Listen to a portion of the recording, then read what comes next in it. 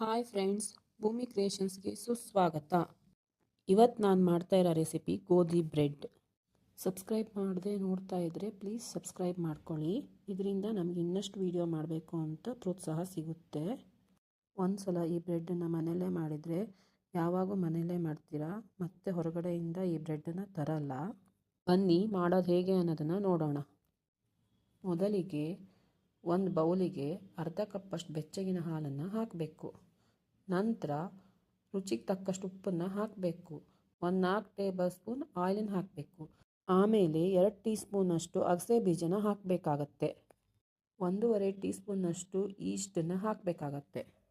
ಅರ್ಧ ಚಮಚದಷ್ಟು ಬೆಲ್ಲನ ಹಾಕಬೇಕು. ನಂತರ ಚೆನ್ನಾಗಿ ಮಿಕ್ಸ್ ಮಾಡಿ ಸೈಡಿಗೆ ಎತ್ತಿಡಬೇಕು ಒಂದು 10 ನಿಮಿಷದ ತನಕ.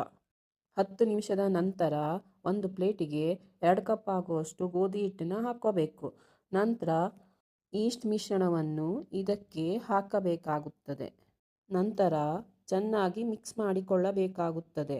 ಇಲ್ಲಿ ಹಿಟ್ಟನ್ನು ಚಪಾತಿ ಮಾಡುವ ಹದಕ್ಕೆ ಕಲಸಿಕೊಳ್ಳಬಾರದು, ಇನ್ನೂ ಒಂದು ಸ್ವಲ್ಪ ಸಾಫ್ಟಾಗಿ ಚೆನ್ನಾಗಿ ಕಲಸಿಕೊಳ್ಳಬೇಕಾಗುತ್ತದೆ. ಮಧ್ಯ ಮಧ್ಯ ಕುಕ್ಕಿಂಗ್ ಆಯಿಲನ್ನು ಹಾಕಿ ಚೆನ್ನಾಗಿ ಮಿಕ್ಸ್ ಮಾಡಿಕೊಳ್ಳಬೇಕಾಗುತ್ತದೆ. ಸ್ವಲ್ಪ ಸಾಫ್ಟಾಗಿಯೇ ಕಲಸಿಕೊಳ್ಳಿ.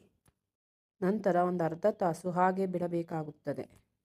ಅರ್ಧ ತಾಸಿನ ನಂತರ ಸ್ವಲ್ಪ ಮಿಕ್ಸ್ ಮಾಡಿಕೊಳ್ಳಬೇಕಾಗುತ್ತದೆ. ಮತ್ತೆ 1 ಅವರ್ ತನಕ ಹಾಗೆ ಬಿಡಬೇಕಾಗುತ್ತದೆ. 1 ಗಂಟೆಯ ನಂತರ ಹಿಟ್ಟು ಡಬ್ಬಲ್ ಆಗಿ ಬಂದಿರುತ್ತದೆ. ಇಲ್ಲಿ ಹಿಟ್ಟನ್ನು ಸ್ವಲ್ಪ ಮಾತ್ರ ಕಲಸಿಕೊಳ್ಳಬೇಕಾಗುತ್ತದೆ, ಜಾಸ್ತಿ ನಾದುವ ಅವಶ್ಯಕತೆ ಇಲ್ಲ. ನಂತರ ಒಂದು ಪ್ಲೇಟಿಗೆ ಒಣ ಹಿಟ್ಟನ್ನು ಹಾಕಿಕೊಳ್ಳಬೇಕಾಗುತ್ತದೆ.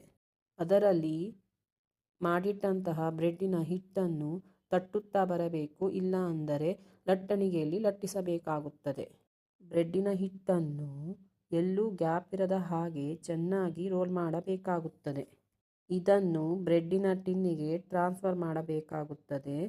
ನಂತರ ಅದರ ಮೇಲೆ ಸ್ವಲ್ಪ ಎಣ್ಣೆಯನ್ನು ಸವರಬೇಕಾಗುತ್ತದೆ.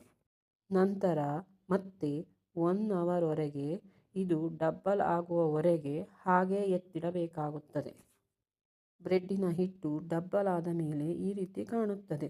ಇದರ ಮೇಲೆ ಎಳ್ಳು, ಅಗಸೆ ಬೀಜ ಮತ್ತು ಕುಂಬಳಕಾಯಿ ಬೀಜವನ್ನು ಹಾಕಬೇಕಾಗುತ್ತದೆ. ನಂತರ ಹಾಲನ್ನು ಸವರಬೇಕಾಗುತ್ತದೆ. ಮೈಕ್ರೋವೇವಿನ ಕನ್ವೆಕ್ಷನ್ ಮೋಡ್ನಲ್ಲಿ 180 ಡಿಗ್ರಿ ಸೆಲ್ಸಿಯಸ್ನಲ್ಲಿ ಪ್ರೀ ಹೀಟ್ ಮಾಡಿಕೊಳ್ಳಬೇಕಾಗುತ್ತದೆ. ನಂತರ ಮತ್ತೆ ಕನ್ವೆಕ್ಷನ್ ಮೋಡ್ನಲ್ಲಿ 180 ಡಿಗ್ರಿ ಸೆಲ್ಸಿಯಸ್ನಲ್ಲಿ 35 ರಿಂದ 40 ನಿಮಿಷ ಬೇಕ್ ಮಾಡಬೇಕಾಗುತ್ತದೆ. ಇಲ್ಲಿ ಚಮಚ ಕ್ಲಿಯರ್ ಆಗಿ ಬಂದರೆ ಬ್ರೆಡ್ ಬೆಂದಿದೆ ಎಂದರ್ಥ. ಕೂಡಲೇ ಬ್ರೆಡ್ ಟಿನ್ನಿಂದ ಬ್ರೆಡ್ಡನ್ನು ಹೊರಗೆ ತೆಗೆಯಬೇಕಾಗುತ್ತದೆ. ಬ್ರೆಡ್ ತಣಿದ ನಂತರ ನಮಗೆ ಬೇಕಾದ ಆಕಾರದಲ್ಲಿ ಬ್ರೆಡ್ಡನ್ನು ಕತ್ತರಿಸಿಕೊಳ್ಳಬಹುದು. ಈ ರೀತಿ ಮಾಡಿದ ಬ್ರೆಡ್ಡನ್ನು ಸ್ಯಾಂಡ್ವಿಚ್ಗಳಿಗೆಲ್ಲ ಬಳಸಿಕೊಳ್ಳಬಹುದು. ಮನೆಯಲ್ಲೇ ಒಮ್ಮೆ ಮಾಡಿ ನೋಡಿ, ತುಂಬ ರುಚಿಯಾಗಿರುತ್ತದೆ. ಮತ್ತೆ ಬರುತ್ತೇನೆ ಇನ್ನೊಂದು ರೆಸಿಪಿಯೊಂದಿಗೆ. ಅಲ್ಲಿಯವರೆಗೆ ಬಾಯ್ ಬಾಯ್.